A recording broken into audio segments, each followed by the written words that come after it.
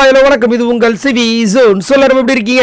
So இன்றைக்கி பார்த்தீங்கன்னா பயங்கரமான ப்ரொமோல் வந்திருக்கு. இந்த ப்ரொமோவில் பார்த்தீங்கன்னா நம்ம டிக்கெட் டு ஃபினாலில் டாஸ்க் 2 வந்திருக்கு.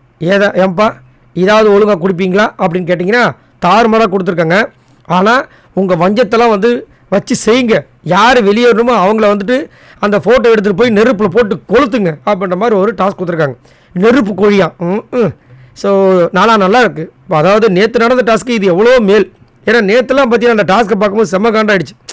ஏன்னா அதுக்கும் அந்த வின் பண்ணுறவங்களுக்கும் சம்மந்தமே கிடையாது. அது எப்படி உழைப்பில் கிடைக்கும்? ஏன்னா டிக்கெட் ஃபினாலே ஸ்டார்ட் ஆகிறதுக்கு முன்னாடி பிக் பாஸ் சொன்ன ஒரே ஒரு வார்த்தை, உங்களையும் உங்கள் உழைப்பையும் நம்புங்க அப்படின்னாரு. உங்களோட 100% உழைப்பு போடுங்கன்னாரு. நேற்று அவங்க 100% உழைப்பு போட்டும் யாருக்கு கிடைச்சது வெற்றி? அதுலேயும் நிறைய தில்லுமுள்ளு வேலைகள். ஏன்னா லாஸ்ட்டாக அருண் உள்ளே இருக்கிற கண்ணாடிக்குள்ளே விரலை விட்டு இப்படி ஷேக் பண்ணுறாரு. அதுக்கு முன்னாடி தீபக் அந்த பிளைண்ட் ஸ்பாட் கரெக்டாக மூடி இருந்தது. மேலே இருக்கிற துணி லைட்டாக மேலே தூக்கினவனே பிக் பாஸ் அங்கேருந்து சொல்கிறாரு, தீபக்கோட கண்ணை கரெக்டாக இது பண்ணுங்கன்னு. ஏன் அதுக்கு பக்கத்தில் 2 விரலையும் உள்ளே விட்டு இது பண்ணுறாரு. கடைசியாக அந்த பஸர் அடிக்கிறதுக்கு முன்னாடி 2 விரலையும் உள்ளே விட்டு கட்டை விரலை உள்ளே விட்டு சரி பண்ணுறாரு நம்ம அருண். அதை பண்ணியிருக்கக்கூடாதுல்ல. அப்போ பிக் பாஸ் அங்கே சொல்லியிருக்கணும்ல. அதுலேயும் அருண் ஓடும்போது இன்ஸ்ட்ரக்ஷன் கொடுக்குறாப்புல யார்? நம்ம ராணோ. இந்த பக்கம் ஸ்ட்ரெயிட்டில் வாடு, அதுவும் சொல்லவே கூடாது. என்னத்தை சொல்ல ஹெல்ப் பண்ணலான்னு சொல்லி அப்போ எல்லாருமே ஹெல்ப் பண்ணியிருப்பாங்கல்ல. சரி, நேற்று அந்த டாஸ்க் முடிஞ்சது. அதில் 2 பாயிண்ட். ஸோ இதில் யார் பாயிண்ட்ஸ் எடுத்தாங்க அப்படின்றத விட யார் வெளியே போயிருக்காங்கிற விஷயங்கள் ஈஸியாக நம்மளுக்கு தெரியுது. நேரடியாகவும் ஒருத்தர் மறைமுகமாகவும் அதிர்ச்சி சம்பவம் கொடுத்துருக்காரு.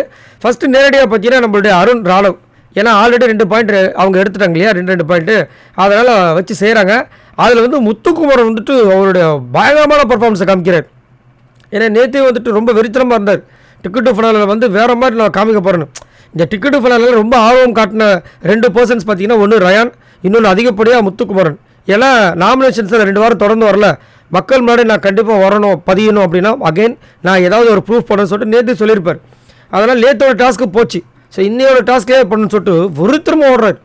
அதில் தான் நம்ம அருண், அதுக்கப்புறம் ராணவோட பேப்பரையும் கிழிச்சாச்சு.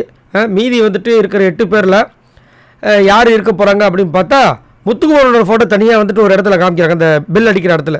இன்னையா சொல்கிறீங்க? அப்போ முத்துக்குமரனும் காலியா? ஆமாம், இவர் எத்தனை பேர் அட்டாக் பண்ணும்போது இவரை வீடே அட்டாக் பண்ணி விட்டுருவாங்களா? அவரும் காலி போல இருக்குது. இதில் வேறு நிறைய பேருக்கு அடி விழுது. சௌந்தர்யாலாம் பாவம் டம்மால் டிம்பிள் விடுறாங்க. இன்னொரு பக்கம் ரயான் பறக்கிறாரு. ஆனால் இதில் அதிகப்படியாக எனக்கு தெரிஞ்சு விஷால் தான் வின் பண்ணுறதுக்கு வாய்ப்பு இருக்குது. ஏன் அப்படின்னா ஆல்ரெடி நான் கொடுத்துட்டேன் அப்டேட். என்னென்னா இந்த 2ஆம் நாள் டாஸ்க் முடிவில் நம்ம விஜய் விஷால் தான் லீடிங்கில் இருக்கார் அப்படின்ற மாதிரி ஒரு அப்டேட் வந்திருக்கு. அந்த அப்டேட்டை நான் கொடுத்துருந்தேன். ஸோ பார்க்கலாம் என்ன நடக்குதுன்னு.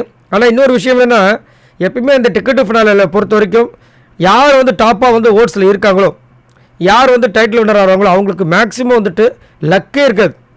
மேக்ஸிமம் டிக்கெட் ஃபினாலே வின் பண்ண முடியாது. இந்த விஷயத்தை நேற்று சொல்லும்போது நிறைய ஒரு சில நம்மளுடைய சப்ஸ்கிரைபர் சூப்பராக சொல்லியிருந்தாங்க. முகேன் அவர் டிக்கெட் ஃபினாலே வின் பண்ணார், டைட்டில் வின் பண்ணார் அப்படின்னு.